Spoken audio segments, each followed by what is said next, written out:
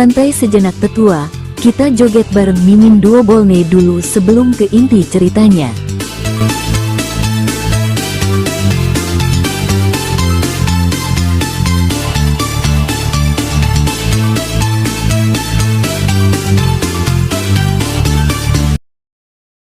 Deng Xiaoping yang merupakan target keduanya, berdiri sudah sangat jauh, namun mata wanita tersebut masih menatap, mengawasinya.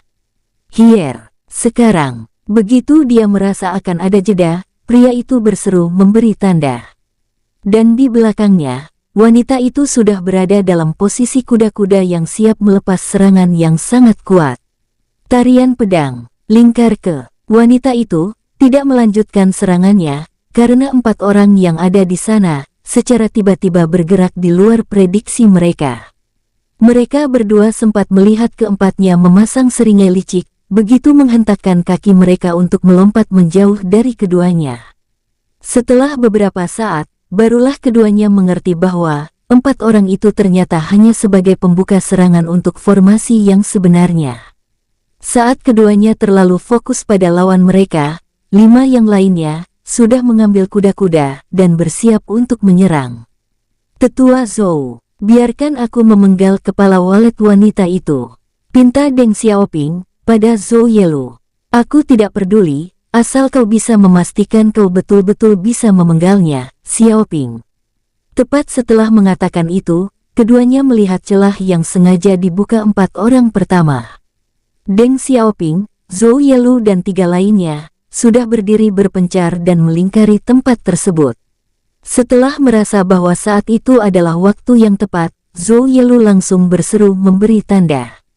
Sekarang, dia dan 4 yang lainnya langsung melakukan lompatan panjang dan mengarah langsung pada 2 pendekar yang sudah terkepung dalam posisi sedikit lelah dan tidak menguntungkan tersebut. Pendekar atau kultivator yang terkenal dengan julukan walet biru, melebarkan mata sesaat setelah menyadari bahwa posisi mereka saat ini sudah terkunci dalam formasi 5 tetua sekte lembah tengkorak ini. Hier, aku senang memiliki kau sebagai rekan dan pasanganku di dunia kultivator yang sangat memuakkan ini. Keduanya saling menatap, dari mata sang pria jelas bagi dirinya bahwa orang itu sedang tersenyum padanya. Namun, karena situasi mereka saat ini yang sudah sangat-sangat genting, wanita itu tidak tahu harus menanggapinya seperti apa. Formasi tempur, 5 pedang penghakiman, tahu bahwa jika tidak melakukan sesuatu secepatnya, maka mereka benar-benar tidak akan memiliki kesempatan untuk tetap hidup. Sang walet jantan menancapkan pedangnya ke bawah dan mengumpulkan seluruh tenaga dalamnya dalam kecepatan yang luar biasa. Kakak, jangan, tidak. Wanita itu tahu apa yang akan dilakukan pria itu untuknya, dan dia berniat untuk menghentikannya. Namun, karena tidak tahu harus melakukan apa, wanita itu hanya terpikir untuk berteriak sekuat tenaga. Bai Jian, aku sama sekali tidak ingin hidup di dunia yang tidak ada dirimu di dalamnya. Tepat setelah dia meneriakkan hal tersebut, dari atas sana, sebuah benda yang memiliki panjang setinggi orang dewasa melesat cepat ke bawah. Duar, jeder, ledakan itu berhasil membuat 5 tetua dari sekte lembah tengkorak menghentikan serangan mereka dan langsung waspada. Muung, setelah menancap di sana, dari benda besar yang ternyata adalah sebuah pedang yang memiliki bentuk serta ukuran tak biasa yang berwarna hitam legam tersebut mengeluarkan suara dengungan yang memekak telinga. Di saat bersamaan pula, semua orang merasakan aura asing yang terasa sangat mengerikan menyeruak dan memenuhi ruangan tersebut. Sibuk mencari dari mana asal-usul aura tersebut dan mengedarkan pandangan mereka ke segala arah. Namun saat mereka semua kembali melihat pada pedang besar itu, mata mereka semua terbelalak. Karena entah dari mana datangnya, seseorang telah berdiri di sana, tepat di mana pedang itu kini berada. Hufet, ternyata, kalian benar-benar dari keluarga Bai, ucap Xiaoran, sambil sedikit melirik ke belakang, berkata pada 2 orang yang sangat terkejutnya dengan seluruh orang yang berada di ruangan tersebut. Sementara itu beberapa saat sebelum kemunculan Xiaoran di tengah gelanggang, di luar, kehebohan sudah mulai menyebar ke seluruh penjuru kota. Hal itu terjadi karena kemunculan dua kultivator yang berjuluk Walet Biru yang mengganggu berlangsungnya acara latih tanding, yang biasanya sengaja dipertontonkan oleh Sekte Lembah Tengkorak sebagai hiburan. Kalian semua, tenanglah. Para tetua sekte ini akan membereskan kekacauan di dalam sana secepatnya. Setelah itu, acara akan segera dilanjutkan. Teriak salah satu pendekar dari Sekte Lembah Tengkorak, mencoba menenangkan semua orang yang sedang berkumpul, yang tampak semakin banyak setiap saatnya. Memang, munculnya para pengacau bukankah masalah baru di tempat ini. Meski kota dan Sekte Lembah Tengkorak ini sedikit sulit untuk ditemukan, namun karena mereka adalah sekte beraliran hitam, maka orang-orang yang ada di kota ini punya cara tersendiri untuk saling berbagi informasi. Akan tetapi, munculnya Walet Biru bukanlah masalah yang bisa dianggap biasa. Meski mereka yakin bahwa tetua-tetua sekte yang ada di dalam sana berhasil menghentikan kekacauan yang dibuat keduanya, namun tidak ada yang yakin bahwa acara latih tanding ini bisa dilanjutkan. Setidaknya untuk hari ini. Namun, jika tidak mengatakan hal tersebut, maka para pendekar itu yakin bahwa hal yang sedang terjadi bisa membuat orang-orang kehilangan kepercayaan pada kekuatan mereka dan mulai meremehkan sekte ini. Hei, kalian, di mana tuan muda itu? Salah satu pendekar yang dipercaya dan ditunjuk sebagai pengawal yang melayani syauran selama pemuda dan gadis yang bersamanya itu di kota ini, langsung datang menghampiri begitu melihat dua murid wanita yang mereka tugaskan untuk menemani pemuda tersebut keluar dari sana. Senior, kami telah berusaha membawanya keluar, tapi tuan muda tersebut sepertinya sangat tertarik dengan pertarungan antara kultivator ranah langit yang ada di dalam sana. Ucap salah satu gadis itu padanya. Benar, saat kami sedikit memaksa, dia balik mengancam dan mengusir kamu berdua keluar dari ruangan itu. Tambah gadis lainnya, pendekar itu sulit mempercayainya. Namun, seperti yang dia ketahui, pemuda-pemuda dari keluarga bangsawan tidak begitu mengerti kejamnya dunia luar, apalagi sudah menyangkut pertikaian para kultivator. Sebelum kesini, dia masih ingat bahwa pemuda itu mungkin akan mati, karena terlihat sudah memprovokasi sepasang pendekar yang terlihat sangat kuat. Hais, seharusnya kalian menarik paksa dirinya keluar. Sesalnya, dua gadis itu tidak bisa berkata apa-apa, karena mendengar sendiri saat pemuda itu mengancamnya. Sudahlah, mari kita berharap para tertua berhasil menghentikan dua pengganggu itu, sebelum pemuda tersebut terluka. Putusnya, kedua gadis itu langsung menganggukkan kepala mereka, tanda mengerti.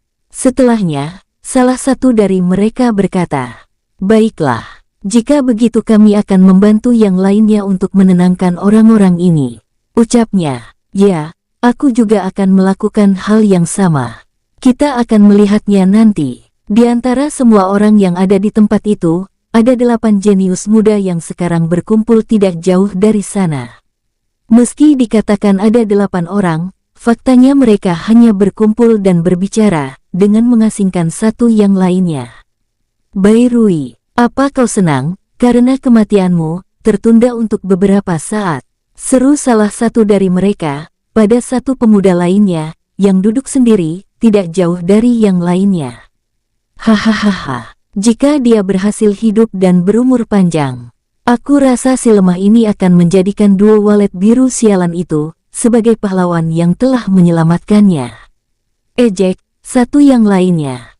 Bairui tidak terlalu menanggapi mereka. Dia sudah terbiasa dikucilkan di antara yang lainnya.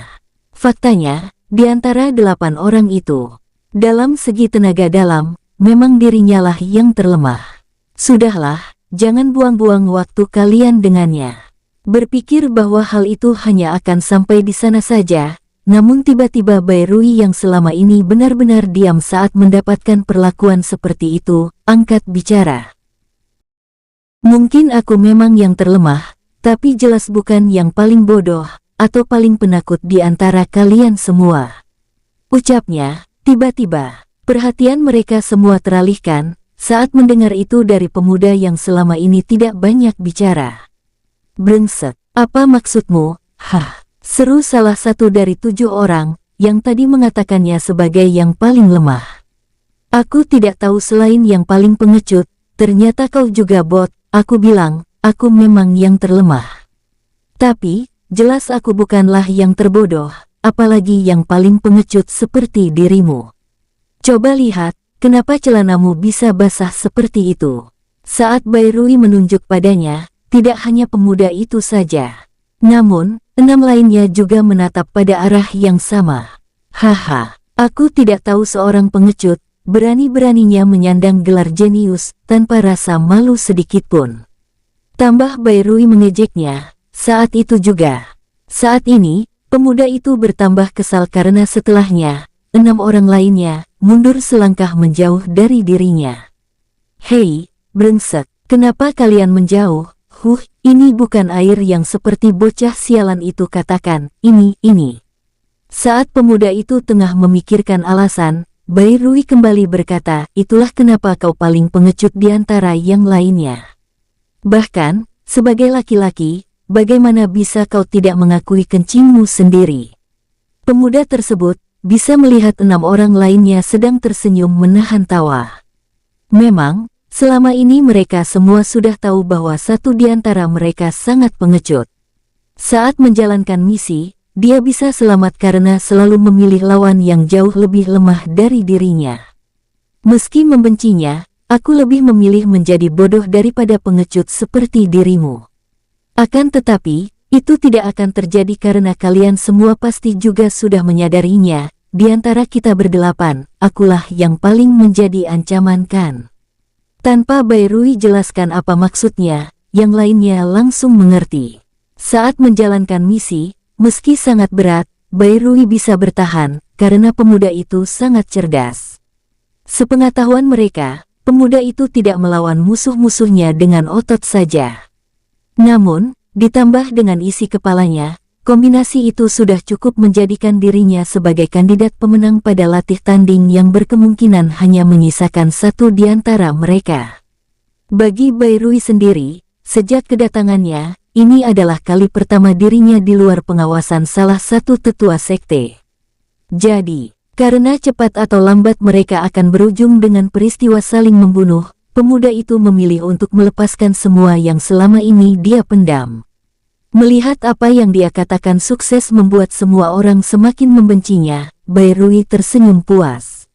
Aku tahu, kalian telah bersekongkol untuk menyingkirkanku terlebih dahulu. Tapi, untuk itu kalian terpaksa harus menunggu sedikit lebih lama. Bairui kembali duduk, dan tidak lagi menoleh pada 7 pemuda yang dia yakin masih menatapnya, kesal. Yah, sepertinya apa yang dia katakan memang benar. Kau memang pengecut dan kau memang bodoh, ucap Wang Zoling pada keduanya.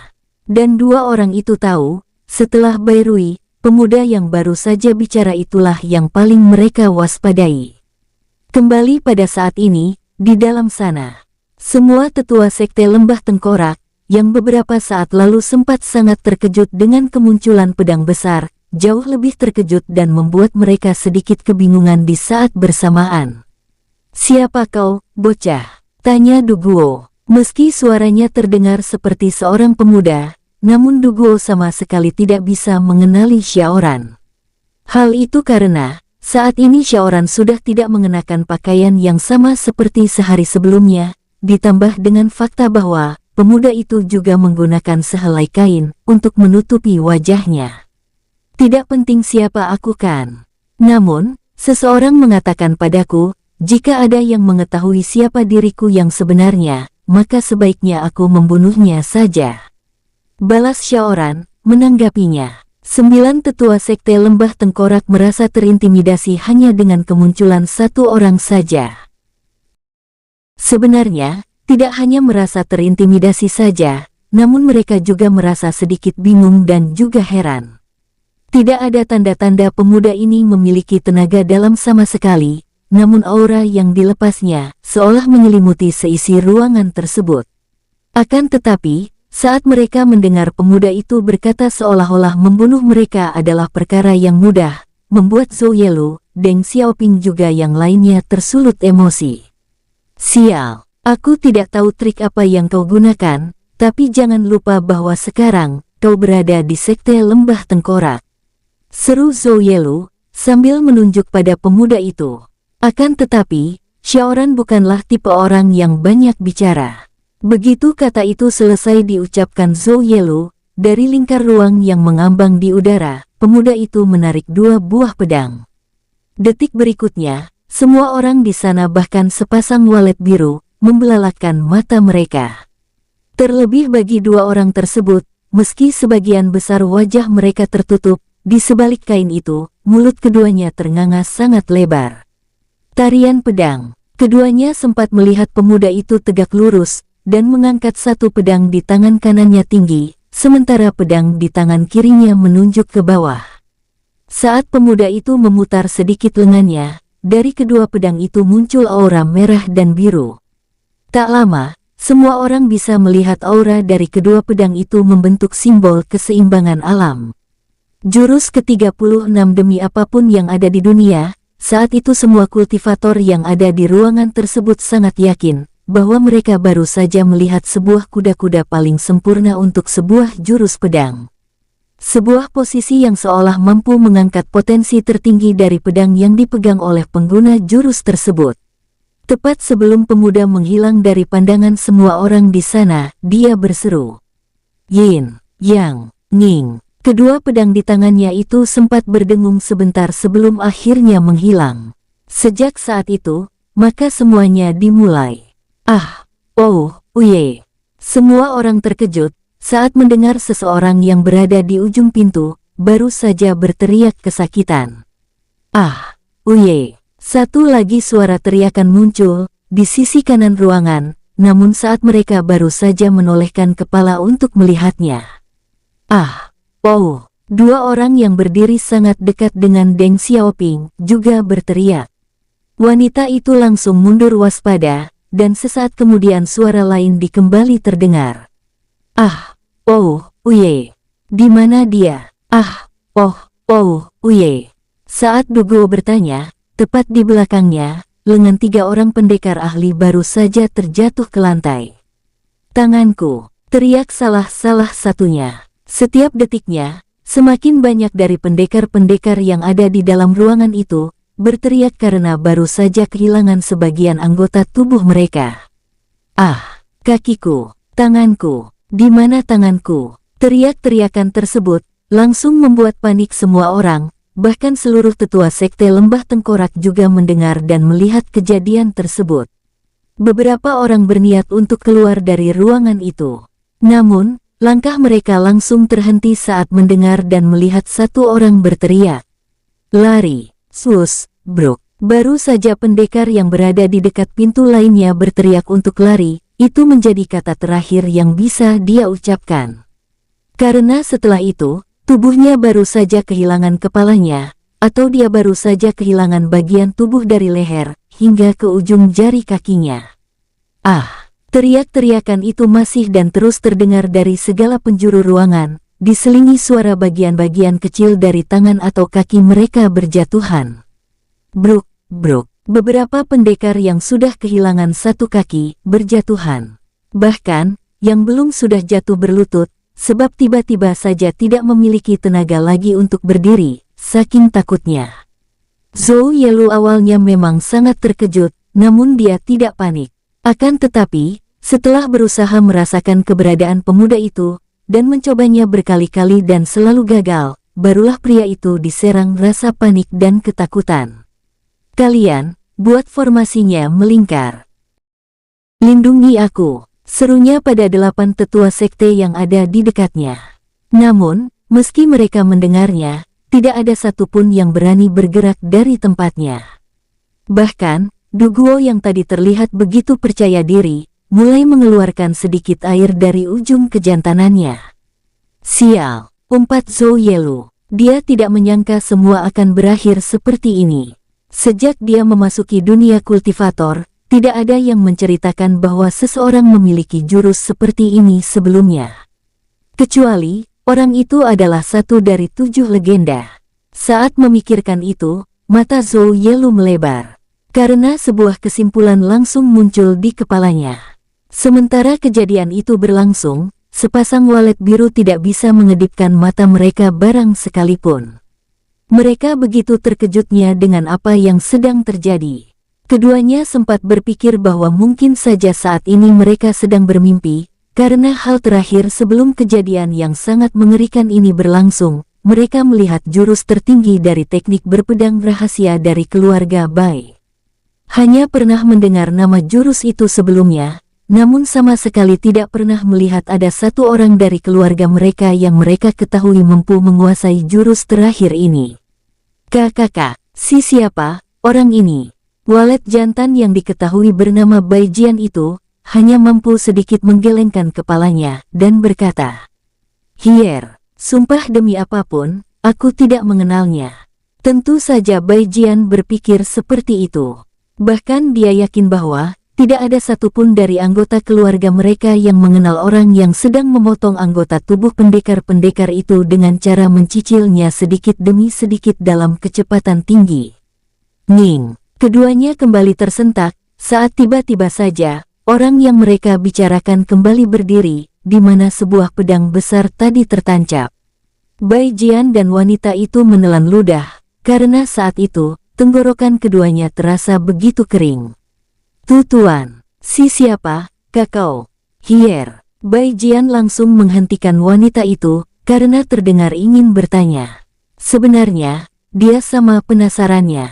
Namun, karena memilih untuk menutupi wajah seperti mereka, tentu saja hal itu dia lakukan untuk menyembunyikan identitasnya.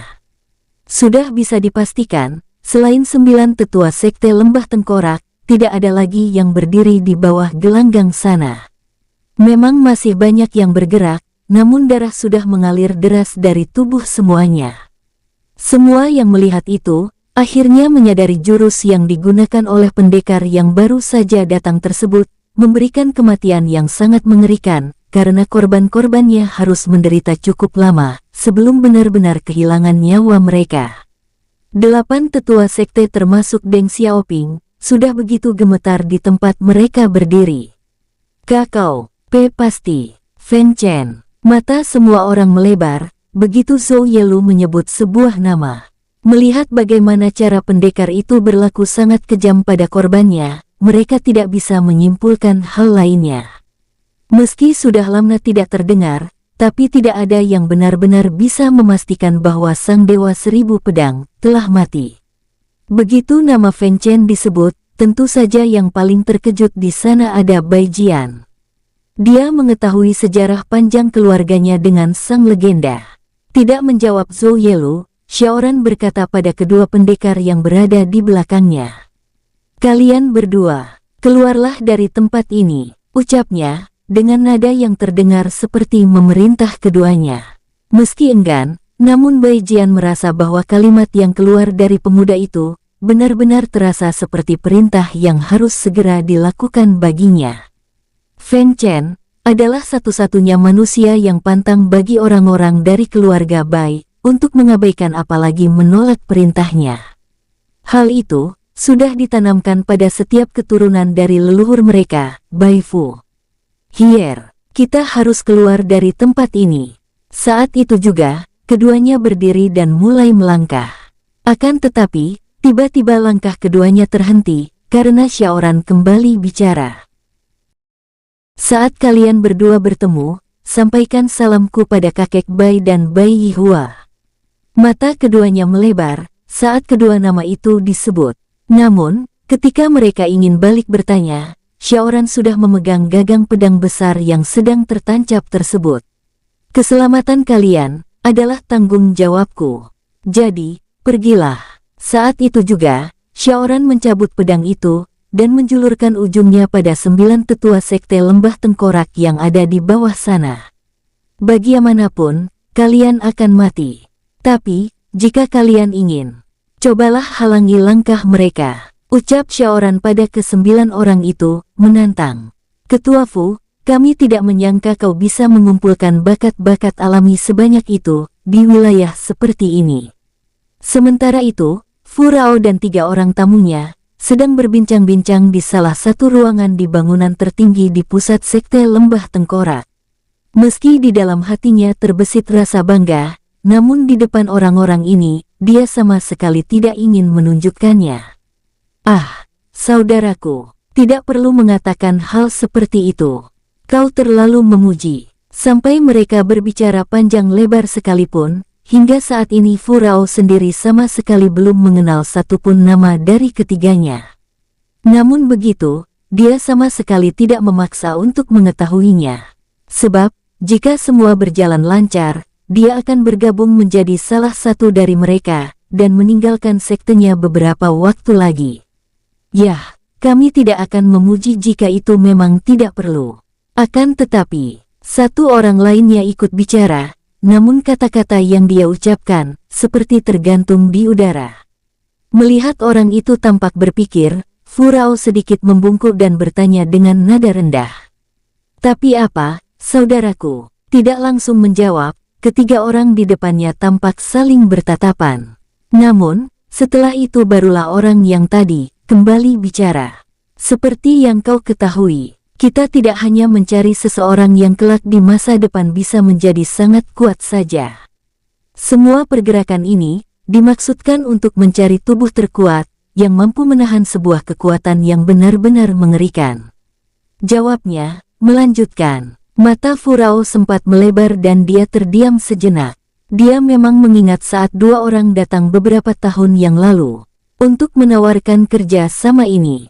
Satu pria dan satu wanita. Meski tidak terlihat begitu kuat, namun saat Fu Rao mencoba melawan sang pria, dia dikalahkan hanya dengan 3 gerakan saja. Jika saat itu kedatangan kedua kultivator dari tempat yang sangat jauh itu benar-benar untuk membunuhnya, maka saat ini tentu dia tidak akan bisa duduk di sini dan menyambut ketiga orang ini. Ah, soal itu, Fu Rao sempat menunduk, namun kemudian kembali mengangkat wajahnya.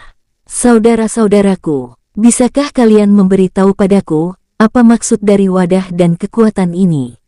Lanjutnya, bertanya. Dia sudah lama penasaran, namun tidak ada tempat untuk bertanya. Saat itu, dia hanya diberi 2 pilihan saja, bergabung atau lupakan. Fu Rao tentu mengerti arti dari kata lupakan itu, hanyalah sebuah kata ganti untuk kematian. Akan tetapi, pilihan untuk bergabung itu sangat sulit untuk dia tolak, karena pria tersebut menawarkan sesuatu yang sangat luar biasa. Sekte Lembah Tengkorak yang merupakan sekte menengah atau bahkan kecil, mendapatkan sumber daya yang mampu mengangkat mereka langsung menjadi satu di antara sekte-sekte besar di kekaisaran ini. Tidak hanya itu saja, sebagai ketua sekte, Fu Rao ditawarkan sebuah metode kultivasi yang membuatnya mampu menerobos tahap raja, di mana saat itu, hal tersebut masih sangat mustahil bagi dirinya. Mendengar pertanyaan Fu Rao, ketiganya serentak menggelengkan kepala mereka. Namun, saat itu juga satu lainnya bicara. Jujur saja, kami masih sangat jauh dari pemimpin tertinggi gerakan ini. Meski memiliki sumber daya yang terlihat tanpa batas, ketua yang kami maksud, hanya satu di antara ketua-ketua cabang yang tersebar di seluruh kekaisaran, tidak hanya di benua ini, namun meliputi semua benua dan daratan-daratan besar di seluruh dunia. Mendengar itu, Fu Rao tidak bisa menyembunyikan keterkejutannya. Sebelumnya, dia berpikir bahwa pergerakan ini adalah usaha untuk mengambil alih kekaisaran ini. Bagi dirinya, itu sudah sangat besar, karena seharusnya semua orang tahu bahwa itu adalah tujuan seluruh sekte beraliran hitam dimanapun. Akan tetapi, dia tidak menyangka pergerakan ini jauh lebih besar dari apa yang dipikirkan itu. Mendengarnya saja, membuat dirinya sedikit merinding. Jadi, ini. Fu Rao tidak tahu harus berkata apa, namun orang yang tadi mengejutkannya itu kembali berbicara. Hahaha. Tidak salah jika kau terkejut. Bahkan beberapa orang yang menerima tawaran ini menolak untuk mempercayainya. Namun, satu hal yang pasti, dunia ini akan segera berubah. Hahaha. Saat itu, Fu Rao tidak langsung ikut tertawa bersama ketiganya. Dia berpikir cepat, menimbang kembali keputusannya. Namun tidak berapa lama, sebuah senyum mulai tersimpul di wajahnya, sebelum akhirnya dia berkata, "Ah, persetan, aku tidak peduli. Selagi gerakan ini bisa membuatku menjadi semakin kuat, maka aku akan terus ikut dan membantunya. Haha, hahaha, hahaha. Ketiganya tertawa bersama untuk beberapa saat, seolah mereka sudah sangat saling mengerti antara satu dengan yang lainnya. Namun, beberapa saat selanjutnya, tawa itu langsung berhenti, karena keempatnya mendengar derap suara langkah beberapa orang datang mendekat.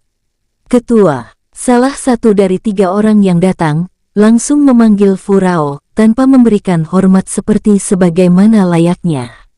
Brengsek, apa kalian cari mati?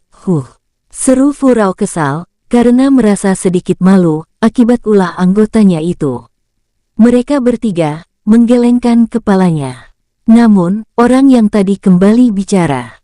Tidak, maafkan, kami. Jawabnya cepat, sambil bersujud hingga sedikit membenturkan kepalanya. Kejadian itu terlihat sedikit berlebihan baginya. Namun, melihat bagaimana tingkah ketiganya, Furao merasakan bahwa sesuatu telah terjadi. Katakan, apa yang membuat kalian berani menggangguku saat melayani 3 tamu penting ini? Tanya Furao, seolah jika mereka mengabarkan sesuatu yang tidak begitu penting, maka ketiganya akan mati saat itu juga. Sambil menunjuk ke arah kota sekte, orang itu kembali berkata, Walet biru. Mendengar itu, bukannya terkejut, Furao menjadi kesal. Katakan dengan jelas, brengsek. Pria itu menelan ludah, dan kembali berkata, 2 walet biru muncul dan mengganggu berlangsungnya acara latih tanding. Jelasnya, berharap penjelasannya bisa langsung dimengerti oleh ketuanya, namun ternyata tidak. Wajah pria yang memiliki kekuasaan tertinggi di sekte ini berubah jadi merah padam. Jadi, kau datang hanya untuk mengatakan 2 ekor burung mengganggu acara itu, Tanya Furao ketus. Tidak, maksudku, mereka. 3 orang itu tahu saat ini Furao murka karena malu pada mereka. Namun, karena ini bukan masalah ketiganya, jadi mereka bisa sedikit lebih tenang, meski merasa tidak senang jika ada yang datang mengganggu dengan cara tidak sopan seperti ini. Ketua Fu, aku rasa, tidak mungkin mereka berani datang dan mengganggumu. Jika hal itu tidak begitu pentingnya, ucap salah satu dari mereka coba menenangkan. Ya, sepertinya ini bukan masalah kecil. Jadi, sebaiknya periksa saja. Tambah yang lainnya. Furao menatap ketiganya, lalu kembali pada anggotanya yang menganggukkan kepala mereka pada 2 kultivator yang terlihat sangat kuat itu, yang mencoba membantunya untuk menjelaskan maksudnya. Furao menganggukkan kepalanya, lalu berkata, Sial, jika 8 jenius muda itu tidak di sana, aku sama sekali tidak peduli. Apa saja yang Zhou Yelu bodoh itu lakukan. Batinnya. Furao kembali berbalik dan menatap pada ketiga tamunya itu dan berkata, Saudara-saudaraku, maaf, sepertinya sebagai ketua sekte ini, aku masih harus mengajarkan sesuatu pada orang-orang ini. Bagaimana cara menyelesaikan masalah dengan cepat, ucapnya, sambil berusaha menyembunyikan wajah kesalnya. Saat Furao berdiri, ketiganya juga ikut berdiri. Dia ingin bertanya namun salah satu dari mereka langsung menjawabnya, Tenang, kami tidak akan pergi. Sebaliknya, kami juga ingin melihat acara latih tanding yang tadi kau katakan itu. Ucapnya, yang langsung ditanggapi anggukan kepala yang lainnya. Mendengar itu, Furao langsung ikut menganggukkan kepalanya. Baiklah, aku rasa, itu juga cukup bagus. Balasnya menyetujui. Setelah itu, mereka semua langsung beranjak dari sana, menuju kota sekte di bawah bukit di tengah lembah tersebut.